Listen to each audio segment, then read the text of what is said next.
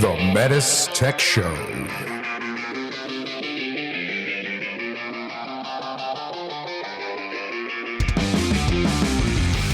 Welcome to the METUS Tech Show, a show for HVAC professionals by HVAC professionals. I like how you guys bounce back and forth between heat pump talk and food talk. The METUS Tech Show. Mitsubishi. All right, so we just had breakfast, We did. and you mentioned you have a new breakfast. Well, it's newer to me. I'm Yeah. sure people have done it before, but read about it in a book the other day. You guys have Blackstones, right? Mhm. Right? Something similar. I don't yet, but Yeah, yeah. I have the Weber version, the slate. Yeah. Yeah. Okay. So when you decide to grow up and get a Blackstone and not so much fishing gear, Right. what you got to do, take bacon, put it on there, Yeah. cook it slow. Let the grease, don't scrape off all the grease. Never. You know how some people like to moderately healthy, scrape it off in the tray in the back. What you need to do is just a little bit, take pancake mix, pour it over the bacon. What? And I have seen this. I've seen Trust this me. somewhere. Yeah. it's not something you want to do on a regular basis because there's, I don't think your circulatory system would appreciate it. But I did it a couple weeks ago, just kind of testing it out, and it's fantastic. That is an awesome idea. We were just talking about the health benefits of bacon. We were, yeah. I told you guys I read an article saying how healthy bacon was. When they compare it to crystal meth, it's way healthier. That is true. Yeah, and it's a fact right there. So you take that to the bank. Depends on who this you is talk to. But this is I have to try that now because typically, like we did a podcast a few weeks ago with Mark Kuntz, and I was talking about the flat top, and what I loved about it is the pancakes. I can cook like 16 pancakes at once instead of one at a time. But with bacon grease, Yeah, I mean, it's bacon and bacon grease. Like it is Right. It's fantastic. You got to be quick with the pancakes though, 'cause Right. They cook fast on the Blackstone, Yeah. but what I've done before is like a strip of bacon already cooked, Yeah. and I pour the batter on it in the shape of it, so the bacon strip is in the pancake batter. Yeah. And then you flip that over, and kids devour those. It's like candy. it's great. It's great. And you were with us at breakfast the other morning, George, when we were talking about hotel eggs. No, I was not. Oh man, so interesting conversation about that. We've been spending a lot of time in Marriott hotels lately because we hate natural sunlight and what have you. Of course. Right. And Jason Gantley from the Northeast, the reigning defending commercial area champion, I believe, he was telling us how the hotel eggs only have like a fraction of egg in them, Right. really, which I didn't know. But it's like you're basically eating a hot dog, like a hot eggs. Yeah. It is the way that they make them. All kinds of products that go into it comes out as like a gelatinous cube, and they actually Yep. have to cut it up and make it look like eggs. Yep.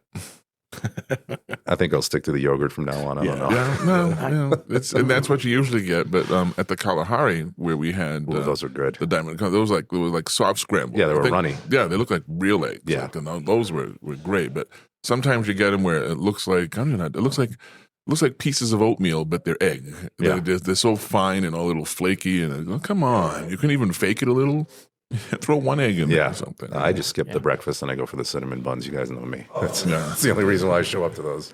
So, Chris, do you have a Blackstone or do you have the? I do. Oh, you do. Okay. Yeah. So you go through the whole seasoning and keeping it from rusting. And Yeah. all the stuff that I wouldn't do. Yeah, it is a process. Yeah, because he's got the slate, the Mm. Weber slate. So you don't have to worry about It's that. not as much. It's pre-seasoned. Yeah. Right, and it's less maintenance than the Blackstone. I mean, I still, when I'm finished, and sometimes look, I like maintenance. I'm not a maintenance You kind got of to guy. clean it right away. Like I just got a notice on my Comfort app to replace the filter. It's only been in a year. Yeah. So I got to replace it. I might get to it within the next 6 months, but I didn't get the Blackstone for this reason. But when I'm finished with the Weber, I clean it all up. I'll whatever I cook on there, I found that it works best if I throw ice cubes on there. Yeah. And especially if I got something cheesy, then I scrape it all off, and then I take some paper towels and wipe it all down. Then I put some olive oil on there and just put a thin coat of that just to keep it seasoned.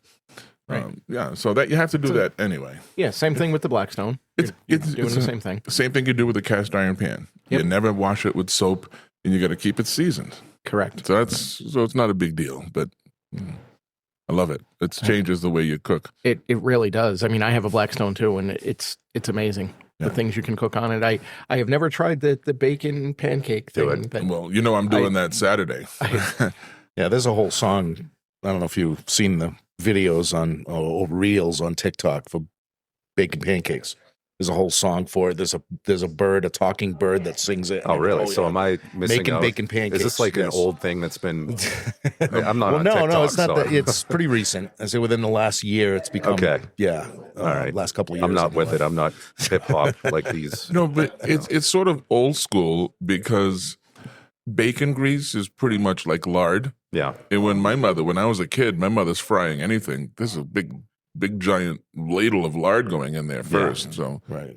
So it's just flavor. It's just lard with a little more flavor, I think. It's like when you go to It's a lot of Waffle House, flavor. they got that ladle that they throw Oh, yeah. on the grill and You don't- start with that. And you it's don't know like, what that what is. is that? So this weekend, try it out. I am. Substitute the crystal meth for the bacon, and you won't be disappointed. Yeah, I won't. I'm going to try that. You might not be. You'll probably be more tired, but that's okay. Yeah, that's okay. That's what coffee's for. Anyway, welcome everybody to the METUS Tech Show. We are still at the 2026 National Sales Meeting in Denver, Colorado. It's snowing outside, and back home in Boston, it's 75 degrees and sunny. Yeah. And the forecast is 20 degrees tonight, 75 tomorrow, and then by the weekend, it's like going to be in the 80s. 86, I think, was the high. So Yeah, just crazy. yeah, Crazy you weather. get all 4 seasons in 1 week. And the Uber driver told me sometimes you get them in 1 day. So anyway, we're going to talk about the Ecodan Pro, or CAHV. And it's with this, we have Chris Terranova joining us again. Chris, say hi. Hi. That's it. Pleasure. George, Okay. this is your first time on? This is my first time on the podcast. So. Very cool. George Wehnert. So George, tell us a little bit about what you do for Mitsubishi, where you're out of, how long you've been here, and anything else you think we might find interesting. Sure, absolutely. So George Wehnert out of the Mid-Atlantic Business Unit. I am the regional manager for water products, so covering that entire Mid-Atlantic region. Been with Mitsubishi, it'll be 14 years in June. So been here quite a while. Last few years, I've been focusing on the water products since we released them. And I had a hydronics background before I came to Mitsubishi. So it just made sense for me to step in and, offer up my services to help drive the water products. Yeah, that's fantastic. We need people with hydronics background with all the products that we're bringing in. So definitely. Yeah, and you do know a lot about water because we have a couple of videos with you on there, and Yes. yeah, so Yeah. yeah, you two guys are basically our go-to. And Chris, we know you've been on before. Yep. Your kids and you got your wife to listen to you, right? Occasionally, yeah. Okay, We'll put it on in the car, and we'll see if the kids pick up on it. Yeah. They were, who's that? That guy sounds familiar. Is that you? Yeah. Oh, that's cool. And then they just go right back to their iPads. Yeah, they could care less. So just refresh our memories. What do you do? So I'm a mechanical engineer for water products, and I am in the Northeast Business Unit. And when I was originally hired, worked really closely with George. I was in the Mid-Atlantic, so I lived in Massachusetts, and I was working, out of the New York office with George, mainly because that's where the QAHV and the water products really originated. And then eventually I got sick of George and Kevin Miskowitz. All he did was make fun of me, and I moved to the Northeast Business Unit where... I'm sure you don't get made fun of there at all. No, I do. I'm the enforcer. I'm the making fun of her. Yes. If that makes any sense. Yes. You know how I feel about making fun of people. I just totally against it. Yeah, right. Yeah. Yeah, that's the book on you. Yes. Yeah, that's what I'm known for. That's my reputation. Quiet, withdrawn, meek, Adaptive peacemaker. adaptive peacemaker. All right, so you mentioned the QAHV. So the QAHV is domestic hot water for like multifamily buildings, dorms and things. Yeah, anything like that. with a reasonably high consumption rate over, what do we say, 1,000 to 1,500 gallons per day, hot water. Yeah, in that range. I mean, the QHV being a single pass heater, we really need an application where it's a consistent, repeatable, daily usage of the hot water. That's where it fits ideally. So multifamily, hotels, not really a great fit for schools, office buildings, that kind of thing. But where you've got people taking showers every day kind of thing is where it fits best for the QHV. All right. And what is the CAHV, the Ecodan Pro that's branded? So the CHV is our latest offering. It's a multi-pass type heater. So it is a hot water heater, not able to produce any chilled water. It's a hot water heater only. But being multi-pass, it lends itself to a lot more applications. You know, we can put it into those domestic hot water applications, but we can also put it into space heating. And that's where it's really going to shine, especially if we can get lower water temperatures in certain applications. We can talk more about that, but depending on the application, you could get COPs of up to about 8, depending on your leaving water temperature and the time of year. Oh, wow. I'm sorry, I totally missed that because some idiot behind us opened the door. I just looked. We're sitting in the hallway. There's these double doors here that go outside, and it's like 10 degrees outside. And this guy opens the door, and he's got it open standing there. So I was trying to yell at him. I'm sure whatever George said was correct and accurate. I'm sure it was too. It always is. But that's okay. I'll have to go back and listen to this and So, figure out what you George, said. when you say multi-pass, you're talking about the heat exchanger in the outdoor unit. Yeah, so what we're talking about, and anybody listening to this may think of single pass and multi-pass in relation to the way it is in boilers, where in a multi-pass boiler, the water may make several passes back and forth between the boiler itself. That's not what we refer to when we're talking about heat pump water heaters. Heat pump water heaters, when we're talking single pass, it means the water is going to come into the heat pump and out and heat the water in one single pass from its coldest to its hottest. In a multi-pass heater, we're going to take that water through multiple times. So we're going to come out of the building, into the heat pump, back out, back into the heat pump, back out. And we're going to go, in a single pass, we're going to look for that 80, 90, 100 degree delta T. On a multi-pass heater, you're down in that 5, 10, 15 That's the degree range. QAHV, right? QAHV is the single pass. That's that 80, 90, Yep. 100 degree delta T. The CAHV is the multi-pass. That's the one that's going to do that Gotcha. 5, 10, Okay. 15 degree delta. So it's basically looking at if you would look at a single molecule of water, it's how many times it comes to the outdoor unit. QAHV is just one and done. Yep. And the CHV, it just keeps coming back and back and gradually heating up. Every time it goes by, it heats up a little more. That's a great way to think of it. Yeah. Put yourself as that molecule of water, and how many times am I leaving the building and going out to that heater and coming back? All right. So it's a low delta T. Every time I pass through, I just, 10 degrees you said typically? It can. It's going to range. You know, it's going to vary depending on the time of year, the application. We see it floating anywhere from, low single digits. I say 5, maybe a little bit lower. We don't want to get too low because we tolerance on sensors and that kind of thing. We don't want to get too tight. So we want to be somewhere in that 5 to 10, maybe up to 15 in certain instances, depending on the time of year. Okay. And the equipment is actually, we were talking about this yesterday in our breakout presentations. It's pretty simple, whereas you're giving it a water temperature. You're saying, hey, it's either entering water or leaving water. Mm-hmm. Hit that temperature and do what you need to do. So that's the eventual temperature, not each pass. Is that what you're setting, the set point? Correct. You're trying to maintain a set point. We set these up with it's a primary loop, so it's a closed loop system. It could be primary only, it could be primary secondary, but either way, you're trying to just maintain a set point in that primary loop. All right.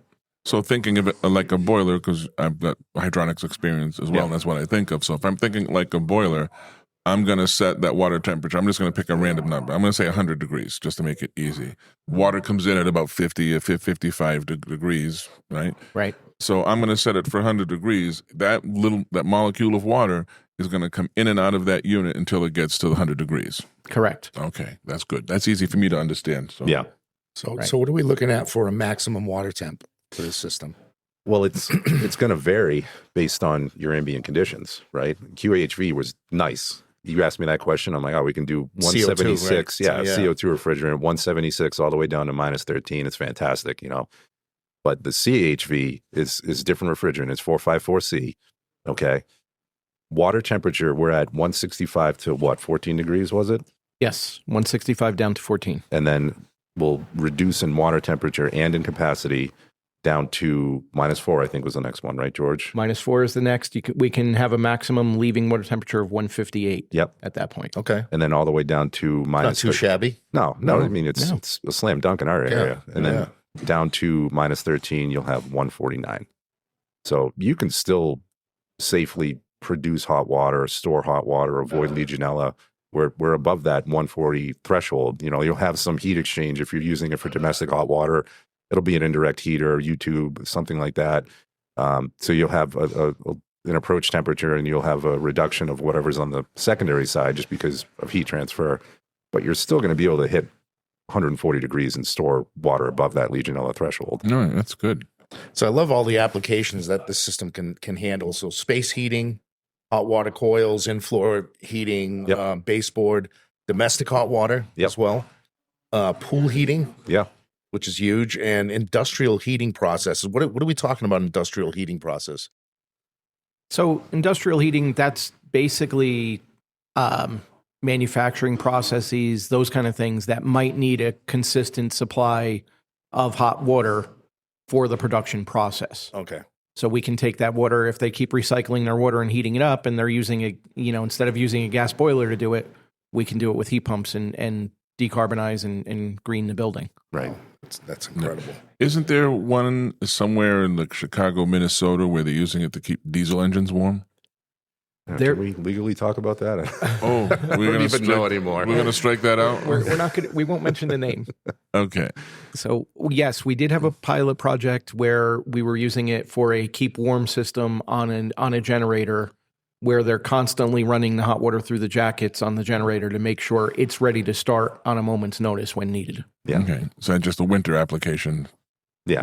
And primarily, but I think it was year round. I think they needed to keep that generator warm. So if the grid went down, everything would fire on, the oils wouldn't be cold, and correct. They can makes maintain sense. the grid. But that was a good application, because I think the water temperature for the jacket was only around 100 degrees.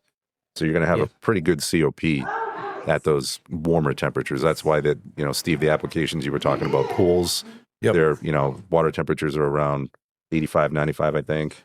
Condenser water for buildings, warmer temperatures. I mean, we can do hot temperatures. Obviously, we can go up to 165, but the COP is going to be less because you're going to have to work a lot harder. Right. So you're talking about pools. It's not something I would put in my backyard, but like if I have a hotel that needs a pool heater, I could use that. Yeah, absolutely. Hotels, multifamily, anywhere you've got a large pool that you want to keep warm, the CHV is ideal for that, because the COP on the system actually increases as we target lower leaving water temperatures. So makes sense. If we have a pool that, maybe it's an indoor pool and you still want to keep it warm, even though it's 60 degrees outside, we can achieve COPs of up to almost 8 on this system. Wow, which is a lot better than a gas boiler. Absolutely. Oh, that's pretty cool. Now we're releasing a system, and it's one size currently. All right, so it's a 40 kilowatt. That's 136,000 BTUs roughly. Correct. Okay, and we can cascade those, which is pretty cool. We can. Yeah. Up to how many? I think our controller, the Par 31, will be up to 16. But if you have a building management system, you can obviously. So we're using a Par 31 for this. Yeah, that's exciting. I love that. Keep it simple. Keeping it simple. It's really simple, actually. It's. I think the only thing I don't like about it is if you are doing double duty, if you're doing heating hot water and domestic hot water, I think you have to manually change over. But for the most part, it's really simple. Hot water, what's your temperature? You can program setback temperature. So if you don't need 165 when it's 50 degrees out, right? You might need. You're going to obviously need warmer water, not hot water. So you can program that. You can program domestic water. What else do they have in there? Wasn't there like a antifreeze mode? There's an antifreeze mode, although I'm not sure how you could schedule an antifreeze mode. Yeah. So I think we just set the system to run in antifreeze when needed and let it do what it needs to do in that respect. If it's close to what the Ecodan residential does, it's just basically setting a 60-degree water temp. Yeah. Trying to hit that certain points in the day to keep the water from freezing. Yep. Does exactly the same thing. Yeah. So I love the fact that we're using a simple Par 31 controller. Water's it's a special controller for the water product. With the QAHV, we went a little overboard, which was fine. It's a fantastic product, but we went crazy with the controller on it, and it takes a lot for the contractor to set that up. This will be a lot easier. Yeah, I mean, I think with the QHV, it was a different animal because we needed that separation heat exchanger. Yeah, the QHV had an integral circulator on it. Like there was a lot going on, and when we introduced that separation heat exchanger for water quality concerns, now you have a secondary pump that you need to essentially control that in conjunction with the primary pump, and you have thermistors in your tanks to maintain water temperatures. CHV is going to be a little bit simpler, where that secondary side, that circulator and whatever's going on downstream, that's not going to be my Mitsubishi. I mean, obviously we have a very talented controls group that can do anything. They could do that, but that's going to be more on, specifying engineer, contractor to make that work, and that's going to open up the flexibility of it a lot more. Yeah. Use it for multiple applications, multiple. It's a Swiss Army knife. So Nice. I think by not limiting ourselves on the control, it opens it up for all those other variables. Yeah, there's another aspect to it too, though. The CHV, unlike the QHV, has integral controls in the modules. So when we daisy chain them together in that 16 unit group, which only has to be part of a system, right? If we need more for a building, we'll just put multiple groups on the building to handle larger buildings. But when we do the 16 units, we tie them all together on the MNet, and the main unit will dictate what all of the units connected to it do. It looks at every time it starts up and needs to turn on for heating, it looks at the modules and brings on the module that has the lowest amount of runtime. Then it moves to the next module with the lowest runtime. So it will constantly sequence, rotate the units, make sure we're equalizing runtime amongst all the modules. Makes sense. Yeah. So staging built in. But is that done by addressing? When you're gonna set the main unit, it's going to be done by address. Is it a similar addressing structure to City Multi? It's similar. It's as much as flipping dip switches as well, to make sure that the main unit knows it's not alone, that it has multiple units connected to it. And Does it follow the same rules as a QEHV, where it uses indoor unit addresses like 01, 02, 03? Steve, don't look at me when you're talking about controls. Okay, you know as good as anyone. I believe it is the same, because I believe it is as well. If you open this unit up, and unless you look at the model number, it looks like a QAHV, if I'm not mistaken. Right. Circuit boards, terminal blocks. It's very, very similar. All right, tell me about the actual water circuit. So this is a monoblock unit.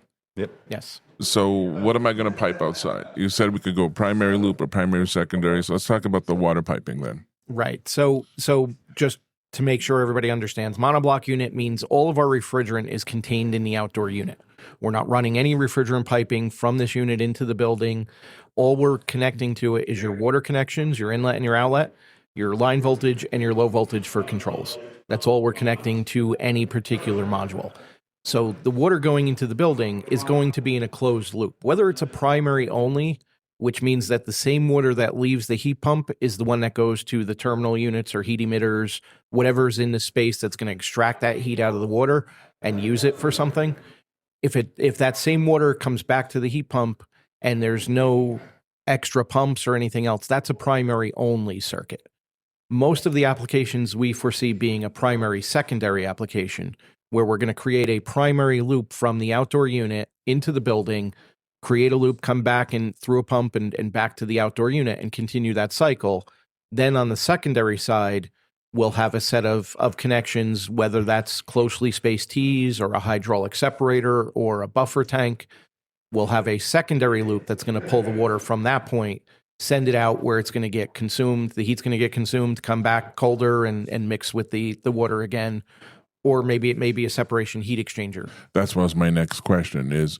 So the way I look at this, again, thinking about that molecule of water, a primary loop, it's just I'm going to go around and around and around. Yeah. Right. So right. Yeah. So that right. You're just going to go around. You're going to go out. You're going to visit the heat pump. You're going to pick up some heat. You're going to come back in. You're going to travel down the piping and hit the whatever the terminal unit heat emitter is, and you're going to give off that heat, and then you're going to make your trip back to the outdoor unit, and you're just going to continually do that. That's going to be your life. And if I have a primary secondary, just I want to make sure I understand it, I could go to like a buffer tank, and then that my molecule could go into the secondary loop or the primary loop, because the two waters touch each other. So Correct. Right. And then I could go through a heat exchanger where I'm still in that primary loop. I never see the water from the secondary loop. We're just going through an exchanger and swapping the heat there and back and forth, or actually just one way, but then go back and do it all over again. Yeah, and it gets a little more complex too. Your molecule, as the molecule, when you picked up that heat, when you get into that whether we're using, like I said, a buffer tank or a hydraulic separator, you might not even make your way out to the secondary, but you might pass a friend and say, hey, here's some heat, take my heat, and you go back out to the secondary side, and then I'll still go back to the heat pump and pick up some heat. Yeah. So there's a number of ways it could happen. All right. And so if the contractor is listening to us now, they said, hey, I think I have an application that this may work. How do they go about trying to figure out what the best application is? Once they decide, hey, this is what I need to do, how are we going to figure this out? Yeah, so I mean, best bet is just contact your local METUS representative. They'll reach out to Chris or myself or the local business unit subject matter expert, and we're here to guide anybody and everybody on any potential applications. The applications are essentially limitless. And that's our slogan for our national sales meeting. So it's ironic that I threw that out there. I realized it as I was saying it, but I didn't even mean to do it. It just happened. But they essentially are limitless. Anywhere you can use the lower temperature water. It doesn't provide the temperature boilers can. Yeah, we know that. But if you can use that little bit lower temperature water, even if it's new construction with new terminal units that can handle that lower water temperature, anything that can do it is a perfect application. Yeah. All right, that's pretty cool. Three-phase power. Three-phase. Great point. So it's a commercial. It's, again, not something you're going to put in your house. It's a commercial product. Yeah, unless you happen to have three-phase power right nearby. It's becoming more and more popular in new construction, three-phase, You see, and the big McMansions, a lot of them are getting three-phase. It's crazy. Yeah, they need the big equipment. Yeah. You got a big mansion, you need big equipment. Mm-hmm. All right, what else can we talk about? So I think that about does it. That's a good overview on the CAHV. And I had a question a second ago, and it left. That one brain cell that was killed by the bacon. Might have been the eggs. Yeah, it could have been the eggs. I heard bacon's healthy for you. So that's right. I told you. Yeah, you want eggs? You got to get fresh eggs. I still have 3 chickens left, and when I had 10 chickens, I was getting about 7-9 eggs a day. Now I have 3 chickens, and I'm getting 3 eggs a day consistently. Yeah, that's breakfast. After not having any all winter long. Yeah. All right. So but when you break those eggs, they get this bright, vibrant orange color, not that pale yellow. Right. You get a store-bought egg; it's this pale yellow thing. It's a game changer. Anyway, I don't know how we got on eggs from CAHV. You ever get 2 yolks in an egg? Yes. I got 2 yolks in an egg the other day. Just happened here. When my chickens first started laying, for the first 6 months, maybe 9 months, maybe every 3rd egg was a double yolk. It was so many the first year. And there was one day I was making eggs, and I cracked 4 in a row, all double yolks. Wow. Right? But then after the first year, I didn't see them anymore. I did get 1 egg. I got a picture somewhere on my phone. It shows this little tiny egg. It's smaller than a grape. Right? And with all the regular size eggs, right? It's a tiny little egg. It was nothing in it, not a yolk, not the egg white, nothing. Wow. But okay, CAHV. I digress. That's what I do. So another thing I just wanted to bring out about the CAHV, when we create that primary loop, the one thing we want to do, we want to try to design around 30 gallons per minute per module. Good one. That's a good question. The water flow. Yeah. We want to try to target 30 GPM per module. Puts us in that nice range where we get a good delta T. Too much flow would lower our delta T, and that's where we would run into the potential issue with tolerances on sensors and trying to maintain a nice tight temperature control. We'll still do it. It just won't be quite as tight. Yeah. And are there any restrictions to the incoming water temperature? What it must be? A minimum or a maximum? No, because we're going to be starting with cold systems. When we fill them, it is what it is. It's, because those are the things I think about with hydronics. What's the minimum or maximum water temperature coming in, the water flow? Right. You already said that. But let's talk about the water piping. So just the primary loop, for those who are not familiar with hydronics, what kind of components are they going to need? Let's start with the primary loop and then go from there. Well, it's a closed loop, right? So we're not on an open system. So if you've listened to any of the previous podcasts we've done when we talked about hydronics, you're looking at the basic components, expansion tanks. You got to fill the system somehow. You need to get the air out of the system. Yeah. So air separators, air vent. The one caveat with this system that we want to talk about is buffer tanks. Yes. Okay. And that's going to be a couple of different reasons for that. One is obviously you don't want to short cycle the system. Correct. Because if you have, I mean, this thing, 40 kW, 136 MBH nominal capacity, if you have heat emitters downstream or terminal units, as George likes to call them, if you only have a fraction of the system operating, the unit's going to turn on. It's going to deliver all that hot water. And if you're only using a fraction of that hot water, you're going to bring it back to the system. And if you don't have a buffer tank, it's going to cycle. Yes. So system volume is essential with these. So it's 139 gallons. Correct. So for one unit, 139 gallons. Anything more than that, if water temperature is above 131, it's 95 gallons per module. Okay. And the other reason for that is defrost. Yes. So you could have a fairly large system. You can have 10, 12, 14 of these on a system. The units aren't going to talk to each other and say, hey, we're getting into that defrost period. Like you're going to go first and then you go second, I'll go third. They could potentially all go into defrost at the same time.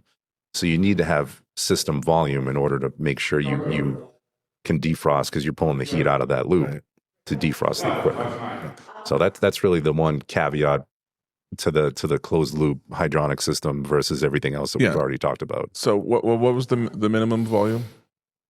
130. Just say I heard. I had it and I forgot it. 139 gallons So per module. Per module. So 139 gallons is going to be tough to get with just piping. Yes. And in a terminal. So that's a buffer tank. Yeah. So a buffer tank is just going to be like a buffer tank is just going to be where I can put extra water. Yeah. Correct. And I'm going to heat that water just along with everything else. But that's how I get my volume. Right. That's how I Correct. get my water volume. Yep. It's essentially a storage tank that we put in line in the piping. So you're piping through it. You're making sure you pipe it so that you are actually using the volume of the tank.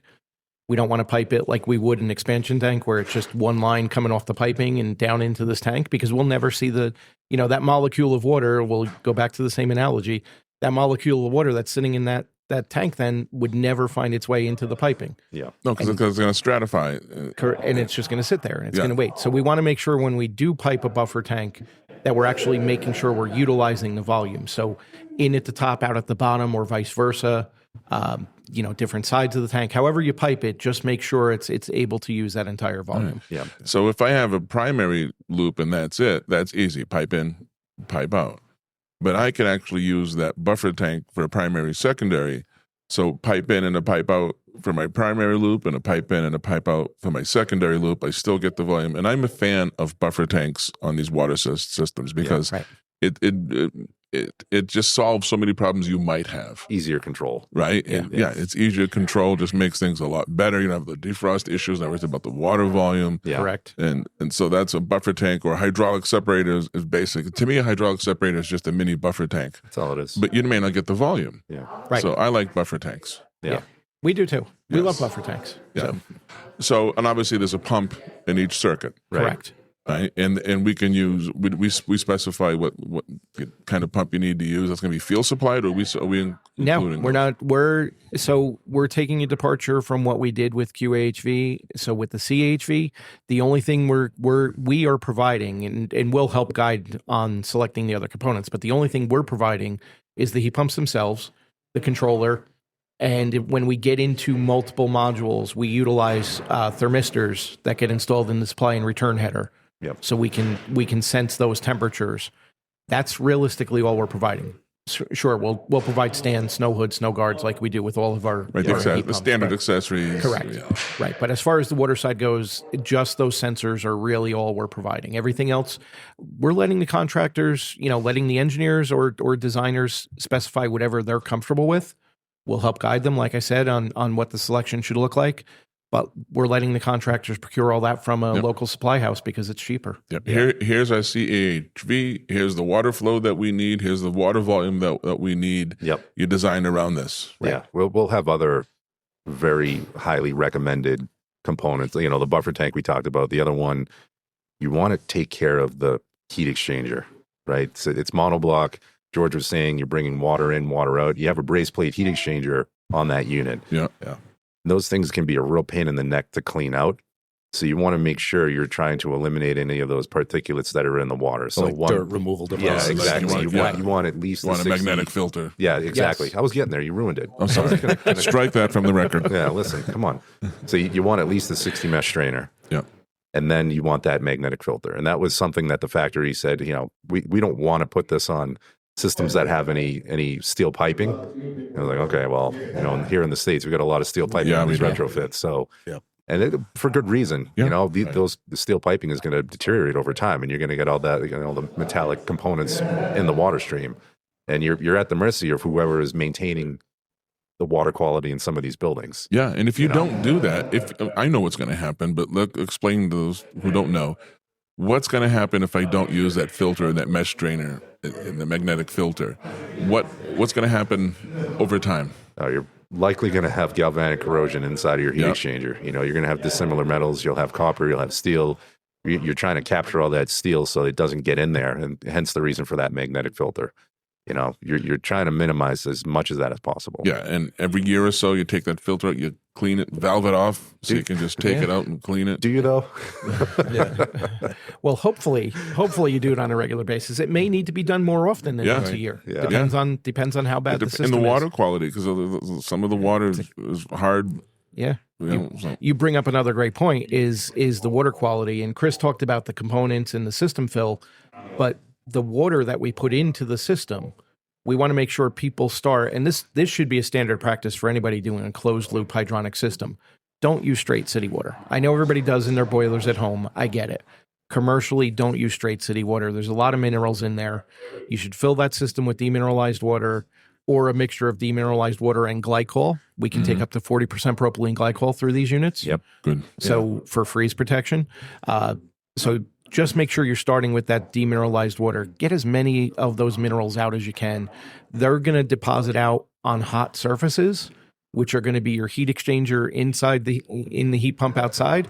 It's going to be very difficult to get them back out of there. So getting them out of the water before we even heat the water up is a great thing to do. Because water quality is huge, and it's something a lot of people overlook. And anybody who's ever cut a pipe that's been in place for a long time that didn't have any of these things, there's a lot of crud, in the water, and it gets left behind. Right.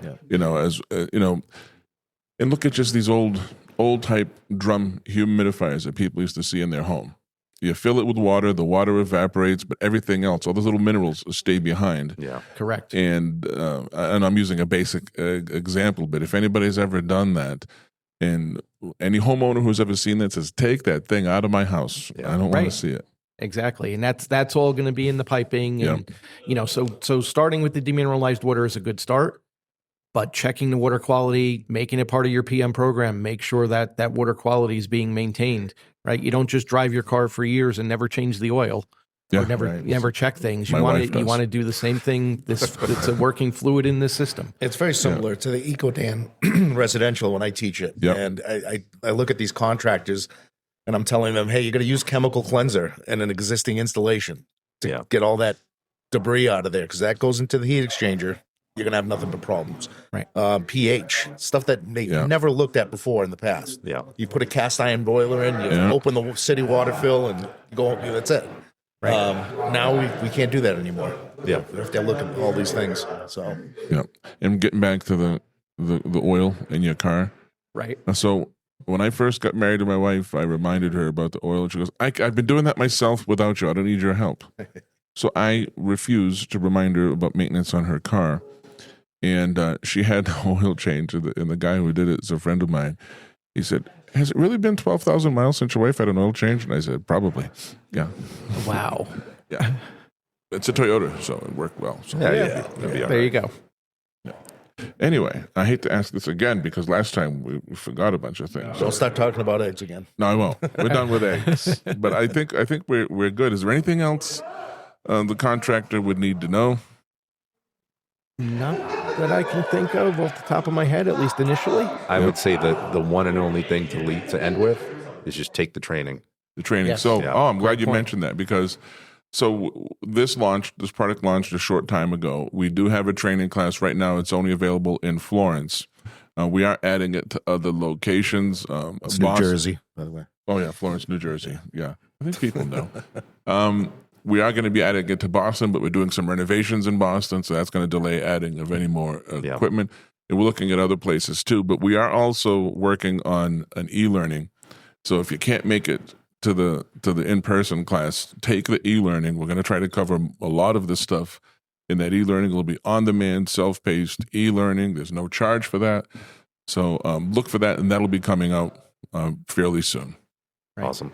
And we have details for all the piping and components that you need for all we can give you indication on anything you're going to need to put in this system. Yeah. And if you want some information, talk to your local Mitsubishi rep, talk to your distributors where you buy City Multi equipment, then they can be able to guide you in the right direction. Yeah. Right. And if they don't know where to go, refer them back to this podcast and tell them to go to Chris and George. Yes. You guys want to give out your emails or you know what? My Later. email is George Wehnert.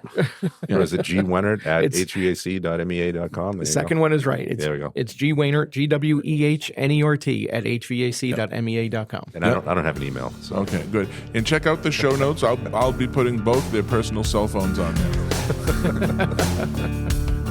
All right. Thanks, guys. thank you. Appreciate Thank you. it. Thanks for having us.